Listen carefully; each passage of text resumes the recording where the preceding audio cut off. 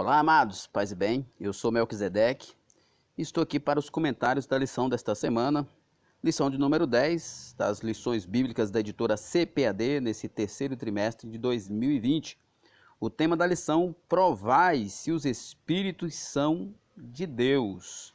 Capítulo 6 de Neemias é quem dá a nossa base para o comentário de hoje, né? A oposição de Sambalate e de Tobias, inclusive contratando profetas para enganar Neemias. E aproveitando o ensejo, nós vamos passear pela Bíblia com alguns exemplos de maus profetas e conselhos de como discernir os espíritos. E quando eu falo de discernir os espíritos, especialmente no Novo Testamento, não está relacionado diretamente com alguma profecia, mas também com as heresias. Lembrando que você pode adquirir os slides em PowerPoint no site do ebdenfoco.com. Você acessa www.ebdenfoco.com. Você que já é nosso assinante, você já tem esse conteúdo, né? Além desse conteúdo que é os slides em PowerPoint para você ministrar na sua igreja, você tem as aulas em vídeos, aulas em áudio, subsídios em PDF, comentário em PDF, cursos de capacitação para professores. Você tem também o link para você poder comprar o livro Os 4 Cs da Educação Cristã, que é muito importante para você que ministra, e muito mais. Acesse www.ebdenfoco.com.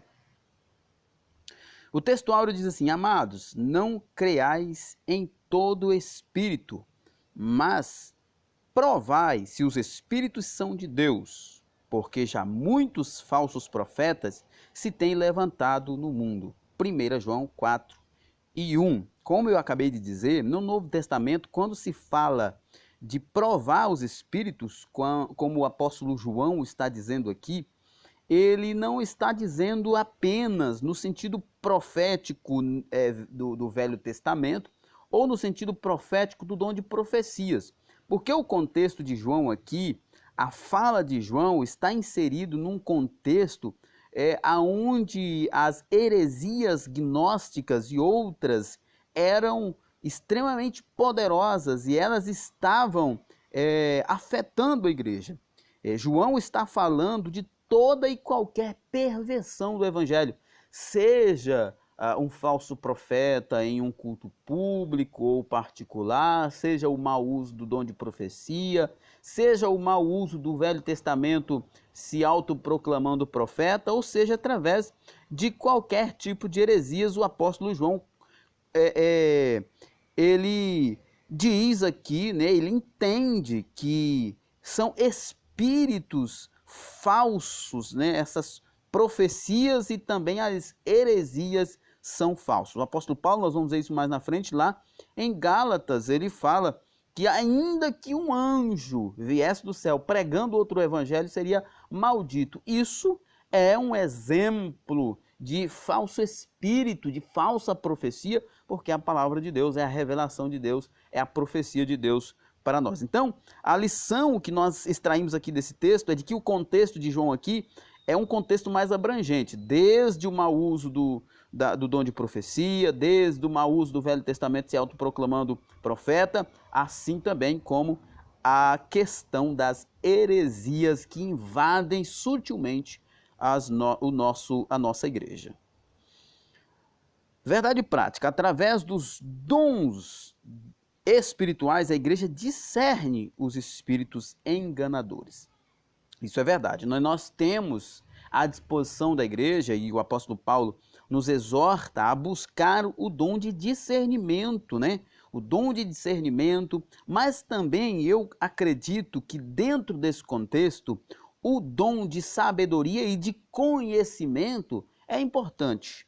E quero também acrescentar aqui que para nós nos prevenir dos falsos profetas, dos falsos mestres, das heresias, é importante um amadurecimento espiritual e uma consciência bíblica. Como ter amadurecimento espiritual? Dedicando-se à oração, dedicando-se à meditação na palavra de Deus, congregando regularmente. E como ter uma consciência bíblica? Se alimentando da Bíblia.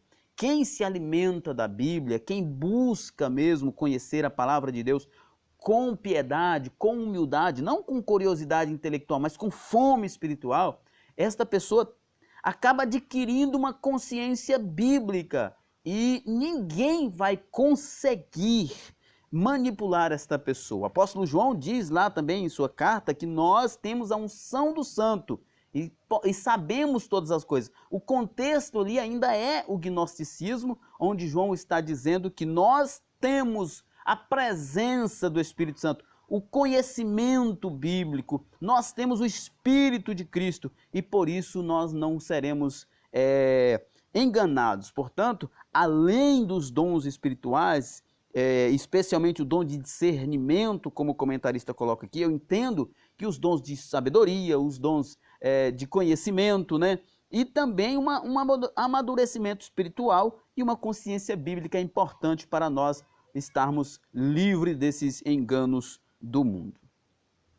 Bom, a nossa leitura bíblica em classe, ela encontra-se em Neemias 6, 10 a 14, né? Que é a questão lá de Sanbalat e Tobias enviando um profeta, não apenas enviando, né, mas pagando ele para falar uma profecia falsa para Neemias. Nós temos 1 Tessalonicenses 5, 20 e 21, onde o apóstolo Paulo diz que nós não podemos desprezar o Espírito Santo, mas devemos também verificar, né, provar a profecia. E em 1 Coríntios 14, 29, onde ele fala que quando houver profetas, que no máximo fale 2, e os outros da igreja, os outros do culto, ficam julgando a profecia, não o profeta, tá? A profecia, ainda que o profeta não possa passar também sem uma avaliação, porque ele está diretamente ligado a essa situação da profecia. Mas a ideia principal aqui é levar em consideração a profecia em si, se ela é respaldada pela Bíblia ou não. Nossa introdução diz o seguinte: na lição passada, nós estudamos as diferentes formas de ataques que o inimigo da obra de Deus usa para lutar contra os servos de Deus, né? Se você precisar ver mais sobre essa questão, reveja a lição passada e também o vídeo de destaque que fala sobre batalha espiritual. Vamos dedicar nesta lição ao estudo de como o inimigo, por meio dos falsos profetas, né, ataca o povo de Deus, né? Que não significa apenas, né, como eu já disse, o mau uso do dom de profecia, mas também a questão das heresias. Nós iremos, nesta lição, estudar sobre como o inimigo ataca por meio dos falsos profetas, e isso, às vezes, eu estou dizendo isso, repetindo isso, porque no nosso meio evangélico eu já vi muita gente pensar, o falso profeta é aquele que dá uma profetada lá no culto público, é aquele que dá uma profetada para o irmão lá na casa dele, lá vai fazer uma visita e fica dando aquelas profetadas. Para o apóstolo João, o inimigo age, né, através de falsos profetas, também sendo falsos mestres, com heresias, com falsas doutrinas. Primeiro tópico da nossa lição: cuidado com os falsos profetas. Os samaritanos observaram que os judeus davam muito valor à palavra dos profetas. Isso é verdade, né? Eles lembravam dos profetas Ageu e Zacarias, os quais profetizavam com tanta graça que a construção do templo, que havia estado parada por 15 anos, recomeçou imediatamente e continuou até a inauguração da casa de Deus, né? Esse aqui é um ponto importante, porque durante esse período, né, Ageu e Zacarias profetizou, animando, despertando, exortando o povo. E os samaritanos, eles perceberam que para os judeus o profeta era uma figura extremamente importante. E por isso eles então tiveram esta ideia. Por ocasião da construção do muro, a comunicação entre judeus e samaritanos estavam interrompidas, né? Os judeus recusavam as propostas de cooperação dos samaritanos e não aceitavam as visitas deles, né? Muito preocupados com a contaminação. A questão aqui, eu gosto sempre de frisar, não é necessariamente uma questão étnica, mas uma questão religiosa. Nós já estudamos isso anteriormente e você pode procurar aí no YouTube, no canal do EBD em Foco, que nós fizemos um vídeo de destaque sobre a história dos samaritanos. A preocupação principal dos judeus era sobre a miscigenação religiosa, né? O sincretismo religioso dos samaritanos, e eles não queriam que eles contaminassem o ambiente judaico. Em vista das constantes recusas das suas ofertas de amizade, os samaritanos procuraram então influenciá-los por meio de profecias. Tobias e Sambalate conseguiram subornar alguns profetas, entre eles a profetisa Naódia, a fim de atemorizar Neemias. Pois é, então, eles perceberam, né, o valor que o profeta tinha para Israel, para Judá, e então contratou falsos profetas. Alguns, pode ser que até profetizar, já tinha profetizado, mas não eram pessoas que tinham caráter. Que, aliás, eu gostaria de propor aqui um comentário, e mais na frente a gente ainda vai ver sobre isso, que a gente tem que ter cuidado. O dom, né, não só o dom de profecia, mas o dom em geral, não é sinônimo de piedade, não é sinônimo de novo nascimento. Lá em Mateus capítulo 7, no finalzinho já do capítulo, Jesus diz que muitos naquele dia dirão: Senhor, em teu nome falamos novas línguas, em teu nome nós expulsamos demônios, curamos enfermos, em teu nome nós fizemos prodígios. E Jesus vai dizer: afastai-vos de mim, praticantes da iniquidade, porque eu não vos conheço. Você pode perceber aqui que Neemias está lidando provavelmente com pessoas que eram profetas, mas eram corruptos. Havia e ainda há em nosso meio muitos que agem desta forma, dizendo que ele estava em perigo de morte e deveria fugir para dentro do templo para assim salvar a sua vida.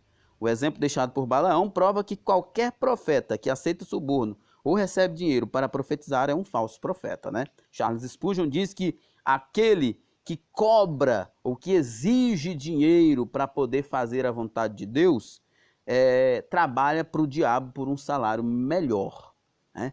Estes aqui com certeza eram profetas profissionais, né, que recebiam alguma coisa dos samaritanos para profetizar o que eles queriam, né? Então, quando houve a oportunidade de ganhar um pouco mais para dar uma profetada contra Neemias, eles então partiram para cima e começaram a falar mentiras para prejudicar o governador de Jerusalém naquele momento.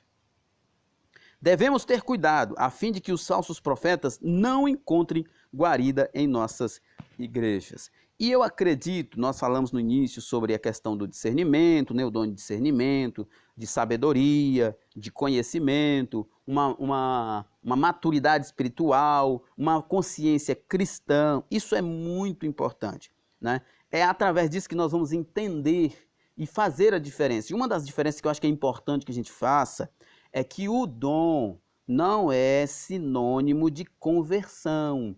O dom não é garantia de novo nascimento. Volto a repetir Mateus 7. Jesus disse que naquele dia muitos dirão: Senhor, em teu nome expulsamos demônios, curamos enfermos, fizemos prodígios, falamos em novas línguas. Mas Jesus vai dizer: apartai-vos de mim, porque eu não vos conheço, praticantes da iniquidade. Tenhamos que ter cuidado. Vida piedosa, frutos do Espírito, são as evidências de um verdadeiro cristão, de um verdadeiro nascido de novo. Não o seu dom, não porque é tido como profeta, pregador, pastor, ou seja lá o que for. Temos que ter cuidado. Neemias tinha o dever de examinar a profecia recebida. Olha só que interessante isso aqui. E ele o fez, né? Em primeiro lugar, estranhou a ordem para fugir. Neemias não era um homem de fugir. Ele diz, um homem como eu fugiria? Neemias ficou desconfiado. Além disso, ele observou que não tinha o direito de entrar no templo, uma vez que não era sacerdote. Há quem diga, inclusive nós discutimos sobre isso nos comentários de uma certa lição, que uma irmã nos perguntou, e foi muito interessante ela fazer essa pergunta, se o fato de Neemias não querer entrar no templo era só porque ele não era sacerdote, ou será que era que pelo fato dele ser mordomo de Atarxerxes, ele era castrado, ele era eunuco, né? Alguns expositores vão dizer que ele era um eunuco, outros vão dizer que o texto hebraico não deixa claro. Mas, independentemente de qualquer coisa, Neemias sabia que por alguma razão ele não poderia entrar naquele lugar. E ele não foi covarde e nem soberbo a ponto de adentrar um lugar que ele não podia entrar. Neemias sabia o seu lugar. Ele sabia o seu lugar e sabia o que ele estava fazendo. Era um homem de discernimento.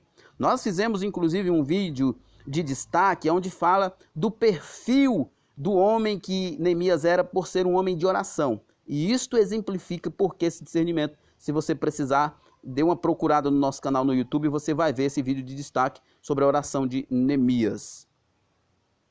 Compreendeu facilmente que tudo não passava de um ardil de Tobias e Sanbalate para atemorizá-lo e seduzi-lo a pecar. Assim concluído o exame da profecia, Neemias pôde dizer, conheci que não era de Deus. Neemias 6:12. É interessante que quando eles chamaram Neemias, antes de chamar para ir para o templo, eles chamaram Neemias para ir lá para um lugar, né? Para um vale lá, pediu para ele descer para o vale, para conversar com ele. Neemias disse que estava fazendo uma grande obra e ele não podia parar. É interessante que o vale era o Vale de Ono, se eu não estou enganado. E as aldeias do Vale de Ono eram tidas como aldeias de pessoas que tinham certa resistência ao governo dos persas, né? Então, se Neemias tivesse ido para lá, aceitado o convite, além do risco de morrer, ele estaria caindo numa cilada, porque Sanbalate e Tobias e os outros iam dizer para o imperador que Neemias estava se juntando com os rebeldes para tornar-se rei. E Neemias, sabiamente, não atendeu ao convite. E o que eu acho muito importante é Neemias ter o discernimento do que o que ele estava fazendo era mais importante do que o que aqueles estavam falando. Pode parecer fora de contexto, né? Alguém já até reclamou nos comentários aí de que eu faço às vezes algumas aplicações fora de contexto. Mas nesse caso aqui, eu vou arriscar assim mesmo. Tem um certo ditado que diz que você não chegará a lugar nenhum se parar para jogar pedra em todo cão que latir, né? Eu acho que se aplica sim aqui a história de Neemias. Se Neemias tivesse parado para ouvir aqueles perseguidores, se enfurecido, ido para a briga, revidado as acusações ou qualquer outra coisa, ele não teria alcançado o que alcançou para a glória de Deus. Segundo tópico, a Bíblia revela a existência dos falsos profetas. No Antigo Testamento, vamos lá, o trágico exemplo relatado em 1 Reis 13. Esse é um texto que essa letra A aqui, ela é muito extensa e por isso eu vou tentar ser breve nela aqui já no início. Qual é a ideia aqui? A questão aqui é um profeta, né, que aqui é chamado de homem de Deus, que não tem um nome dele, de Judá, foi enviado por Deus a Israel para profetizar contra Jeroboão. Jeroboão, rei de Israel, do Reino do Norte, né? Por quê? Jeroboão estava queimando incenso.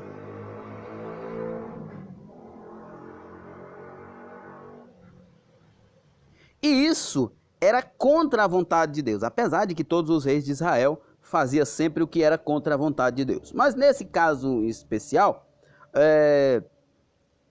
Deus enviou um profeta de Judá para Israel para profetizar contra Jeroboão. E quando Jeroboão lá estende a mão, vai queimar o incenso, o profeta diz para ele não fazer isso, e ele então, né, arrogantemente estende a mão para poder ordenar que aquele profeta fosse preso. E o profeta havia dito antes para ele que, para provar que era Deus que estava falando, algo iria acontecer. E quando Jeroboão estendeu a mão para ordenar os soldados que prendessem aquele homem de Deus, aquele profeta, a primeira coisa que aconteceu foi que a mão dele, a mão de Jeroboão, rei de Israel, do Reino do Norte, ficou ressequida, ficou seca, e ele não podia encolher a mão. E aí então ele pediu ao homem de Deus que orasse para que Deus pudesse curá-lo novamente, para que Deus pudesse curá-lo. Então, a pedido do rei, o profeta orou e Deus então sarou a mão daquele rei. Essa é a primeira parte desse ponto A aqui. Vamos para frente. Né? Deus deu sinal para ele e Deus então havia falado para aquele profeta que ele não deveria nem comer, nem beber e nem voltar pelo mesmo caminho ali em Israel. Né? Essa é a questão. Eu vou passando aqui para nós poder ganhar tempo. Né? Foi isso que Deus falou para aquele homem de Deus, né? Que ele não deveria voltar pelo mesmo caminho, nem comer pão, nem beber água naquele lugar. Quando um certo profeta velho, que eu acho interessante, que eu acho importante a gente observar, que nós estamos no Reino do Norte, tá? Isso está acontecendo no Reino de Israel, no Reino do Norte. Vocês lembram que nenhum dos reis de Israel temeram a Deus, fizeram a vontade de Deus. É provável que esse profeta velho aqui, que também não é citado o nome dele, ele seja um desses profetas profissionais, que eram pagos pelos reis para falar aquilo que o rei sabia. Quando um dos filhos desse profeta chegou em casa e avisou o profeta o que tinha acontecido, o que o homem de Deus havia falado para Jeroboão, ele então mandou selar o jumento, os filhos selaram o jumento e ele foi até o homem de Deus e encontrou o homem de Deus. E ele então trouxe o homem de Deus para casa, convenceu o homem de Deus a vir para a casa dele, para poder comer e beber com ele. E assim este homem de Deus, profeta mais jovem, veio. Olha só a tragédia que aconteceu, né? Ele veio para a casa desse profeta mais velho. É interessante que, aqui é preciso falar, que quando esse profeta mais velho conversou com o profeta jovem, né, esse homem de Deus, ele deu uma profetada. Olha só o que ele diz aqui, ó. Ante a recusa do homem de Deus, o velho profeta argumentou que um anjo lhe havia falado, ordenando que convidasse o profeta de Judá para voltar para comer pão em sua casa. Ele não veio sozinho, né? Ele não veio sozinho até o encontro do homem de Deus. Ele veio com uma profetada. E o profeta, o homem de Deus, não se atentou para isso. Ele então retornou e veio para a casa daquele profeta velho. Quando ele estava na mesa ali comendo com aquele profeta velho, então Deus toma o profeta velho em profecia, né? E disse: visto que foste rebelde à boca do Senhor, antes voltastes e comeste pão, o teu cadáver não entrará no sepulcro de teus pais. 1 Reis 13, 21 e 22. Depois de comer o pão, o profeta, o homem de Deus, voltou. E olha só, voltou pelo mesmo caminho que ele havia vindo, que Deus havia dito que não era para ele voltar. E a Bíblia conta, para nós ganharmos tempo aqui, que ele foi atacado por um leão. E a Bíblia conta que o leão apenas o matou. E quando o profeta velho soube, foi ao encontro. Chegou lá, o jumento estava em um lado, ileso. O profeta estava morto. O leão estava vigiando, porque ele havia desobedecido a Deus. E a grande lição que nós aprendemos aqui: Primeiro é que o profeta de Deus, o profeta de Judá, não atendeu à ordem de Deus.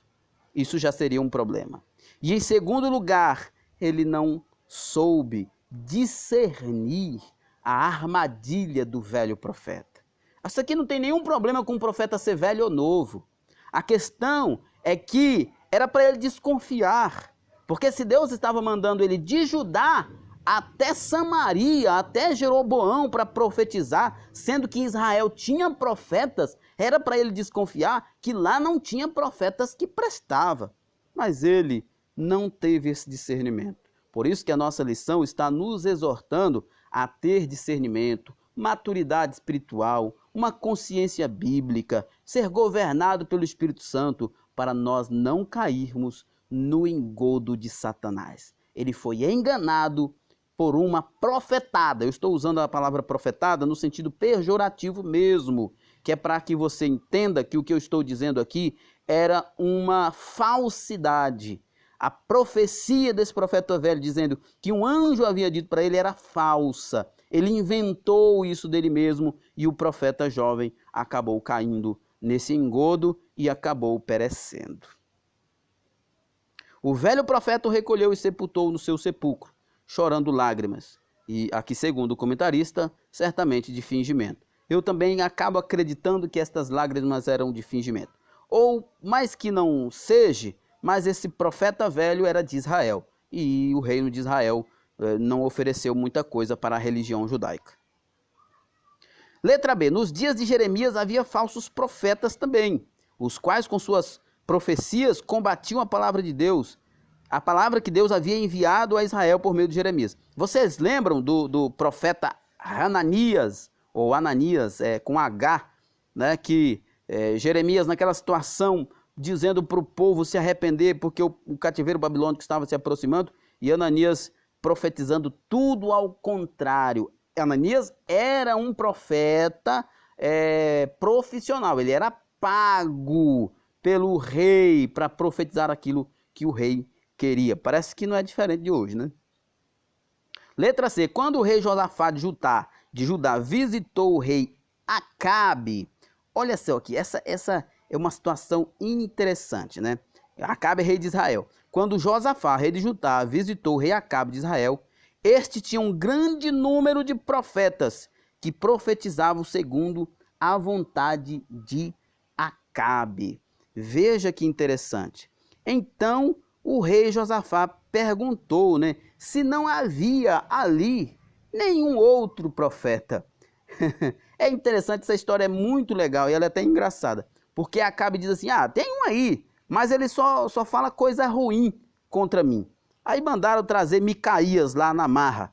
Aí Micaías começa a dizer o que todos os outros profetas estavam dizendo. Mas Acabe percebe que aquele era um fingimento. E ele então o repreende para que ele fosse sincero. Aí quando ele é sincero, meu amigo, o bicho pega. Ele profetiza a morte do rei Acabe.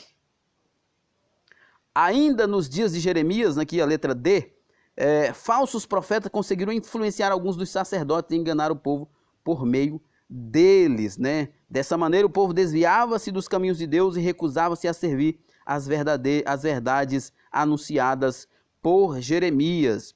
Moisés lá em Deuteronômio ele fala, né, que o profeta tinha que deixar ele falar, mas se não se cumprisse, então ele não era profeta de Deus, ele tinha que ser morto, né? Deuteronômio 13, Deuteronômio 18. Jeremias 23 fala lá do Ananias. Ezequiel fala dos profetas também que eram profissionais e falavam mentiras, né? O Velho Testamento fala muito desse conflito entre o profeta de Deus e o profeta profissional, o profeta pagão, ou mesmo que ele não fosse pagão, mas era um falso profeta, um profeta comprado pelos reis para falar aquilo que os reis queriam.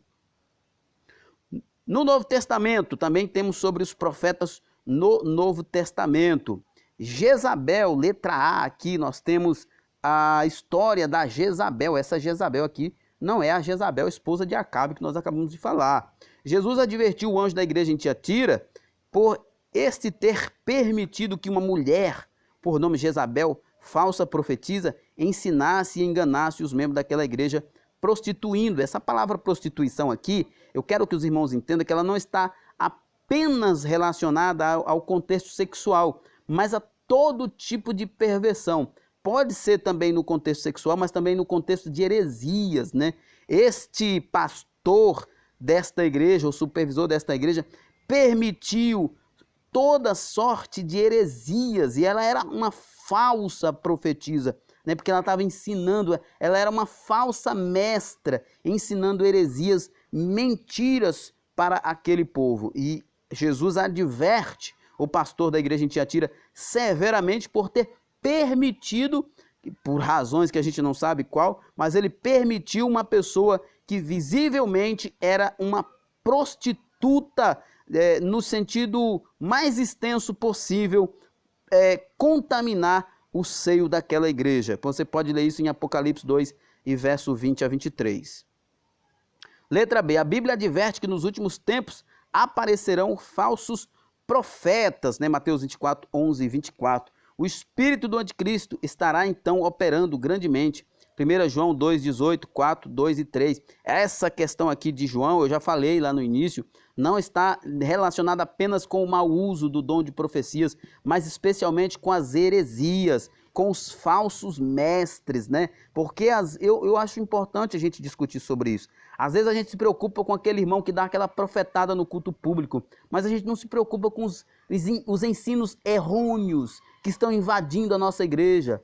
Eu tenho um amigo que ele diz que muitos cristãos são muito mais platonistas do que cristãos, são muito mais gnósticos do que evangélicos, né? Porque estão sendo contaminados por estas coisas e a gente está achando que isso é normal. Quantas coisas erradas estão sendo pregadas nos púlpitos das nossas igrejas? Nossas igrejas estão sendo tomadas por paganismo, por judaísmo, por mais nobre que seja a religião judaica, mas o cristianismo, quando precisou sobreviver como cristianismo, precisou se dissipar, se separar do judaísmo. Cristianismo é cristianismo e judaísmo é judaísmo. Nós temos que ter cuidado com essas misturas. Terceiro tópico, devemos julgar as profecias. Deus quer a sua igreja revestida com todos os dons do Espírito Santo. Isso é ótimo. A igreja em Corinto deve ser o nosso exemplo nesse sentido, né? Paulo dirigiu-se a ela dizendo que nenhum dom lhe faltava, né? O conselho bíblico para nós é seguir o amor e procurar com zelo os dons espirituais, especialmente o dom de profecia, né? Paulo não nos desestimula a buscar os dons, especialmente de profecia. O que ele nos estimula é ter cuidado, é ter maturidade espiritual e consciência bíblica. O despertamento renova os dons. Quando Deus renova o dom de profecia e os dons de variedade de línguas e interpretação por meio de um despertamento espiritual, então se torna necessário que a igreja seja bem doutrinada para saber como usar os dons espirituais e também como se deve julgar as profecias conforme a palavra de Deus nos orienta. Por isso, eu disse no início e repito, a igreja precisa, antes de buscar os dons, ter maturidade espiritual e consciência bíblica, porque se não tiver essa estrutura, sequer saberão como usar esses dons.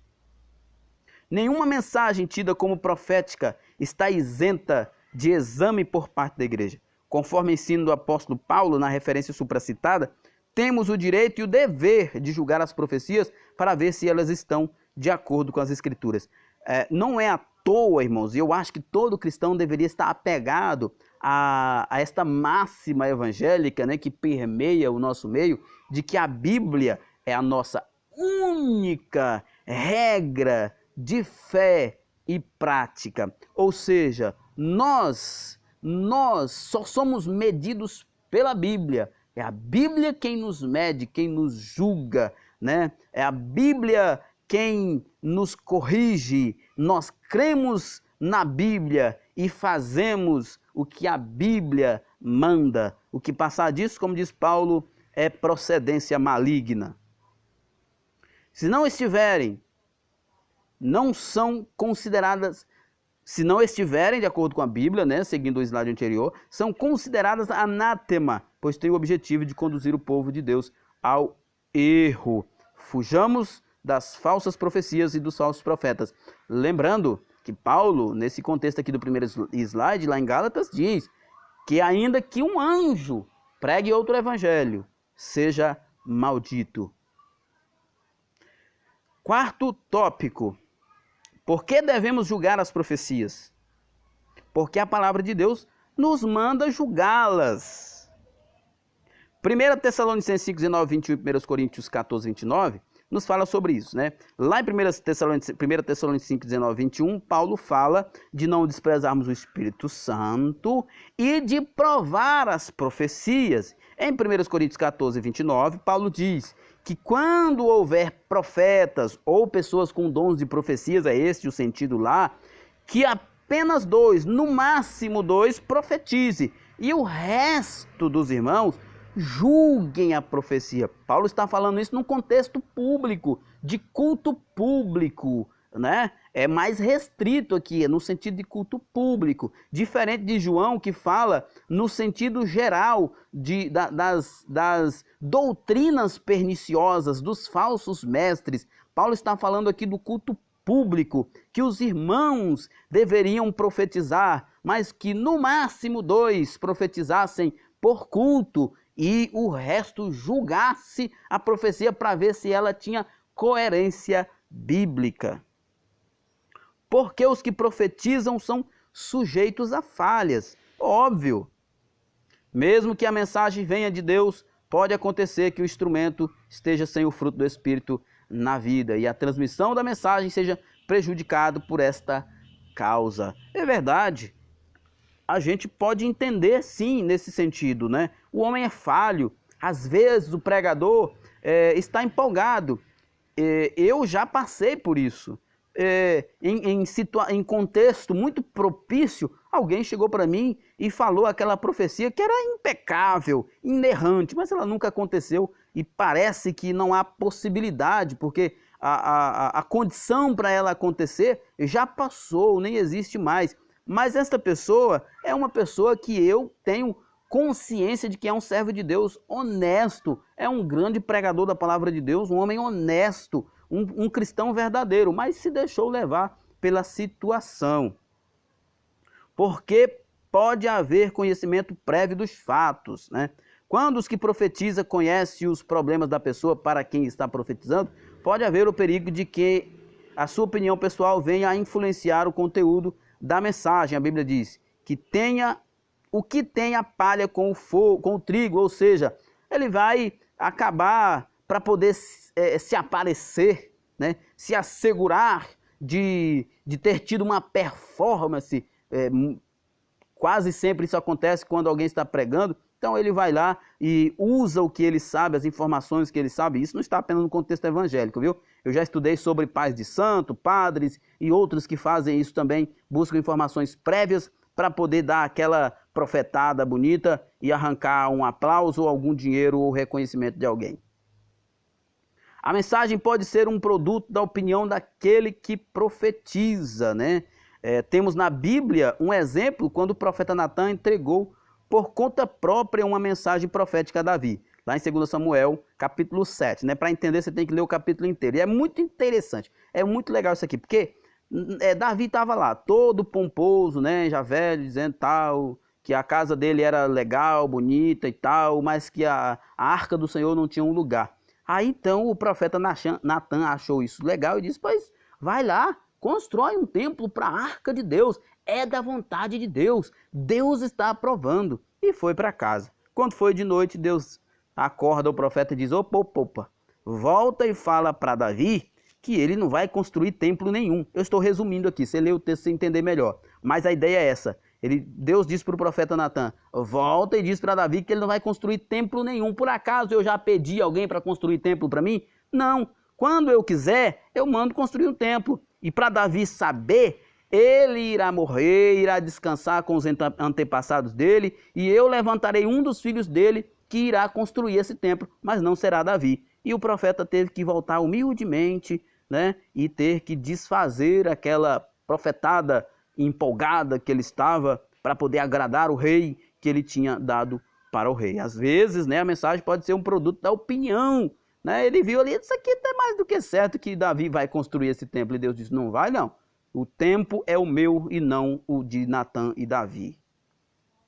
Porém, Deus mandou que ele corrigisse a palavra dada a Davi. Existe a possibilidade de que o profeta, ao enunciar a mensagem profética, esteja sendo influenciado por um espírito maligno, disseminador de mentiras. Você pensa que isso não aconteceu? Olha que interessante. Lemos isso em 1 Reis 22. Aqui, essa questão de 1 Reis 22 é bem legal. Deixa eu só pegar uma anotação que eu fiz aqui para que você que está me assistindo venha entender o que eu quero dizer. A questão aqui é que Deus queria, na verdade, Deus queria condenar um certo rei, né? Deus queria fazer com que um certo rei quebrasse a cara. Essa é a ideia. A questão aqui está dentro desse contexto. Josafá e Acabe. Josafá de Judá, nós já até falamos inicialmente sobre eles, né? Mas não falamos do que aconteceu agora. E também o profeta Micaías, né? O profeta Micaías. O que aconteceu? Chamaram Micaías para profetizar para Acabe e para Josafá.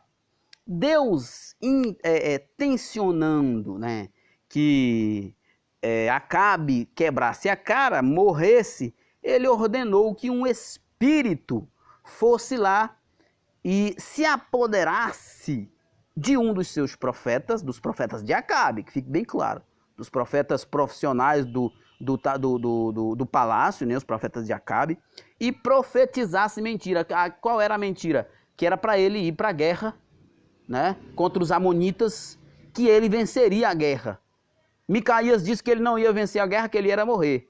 Mas os outros profetas, todos profetizaram dizendo que ele ia vencer a guerra. Ele foi todo empolgado, porque havia pago para aqueles profetas profissionais profetizar o que ele queria, e mais ainda com Deus ajudando ali, porque ele queria a destruição dele. Esse é um tema polêmico, né? Eu vou deixar essa polêmica para vocês na escola dominical. Então, o espírito de mentira entrou naqueles profetas e induziram Acabe para a guerra, e lá ele morreu. Olha só, eram profetas, mas eu gosto sempre de frisar, eram profetas de Israel, eram profetas de Acabe, eram profetas profissionais. Cuidado com os profetas profissionais, que vivem por aí profetizando e pedindo coisa em troca. Eu conheço pessoa que vai lá, ora na casa do irmão, na loja, no empreendimento do irmão, e depois volta lá e pede, fica com aquela conversinha, ai irmão, eu vim aqui, orei, você foi abençoado, podia me dar uma oferta. Esses são profetas profissionais, são ladrões. Cuidado, eles estão com espírito de mentira. Quinto tópico, como devemos julgar as profecias? Examinando as escrituras. Um profeta jamais pode estar em conflito com a palavra de Deus. Meu amigo, isso é sério. A palavra de Deus é o prumo. Nós já falamos sobre isso anteriormente, sobre essa máxima evangélica, né? A Bíblia é a nossa única regra de fé e prática. Mas como? Como que o profeta vai profetizar segundo a palavra de Deus se ele não lê a Bíblia? Como que o irmão vai discernir se ele não lê a Bíblia? É por isso que eu disse, maturidade espiritual e consciência bíblica, igreja. Acordem para ler a Bíblia, para saber o que a Bíblia realmente diz.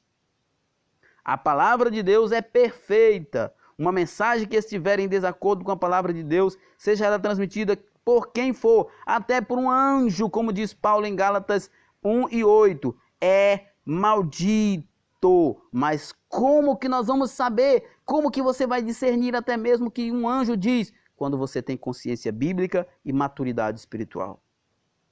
Através do dom de discernimento de espírito. Claro, também, a Bíblia diz que o que é espiritual discerne bem tudo. Devemos buscar incansavelmente receber de Deus este dom, como Paulo nos mostra.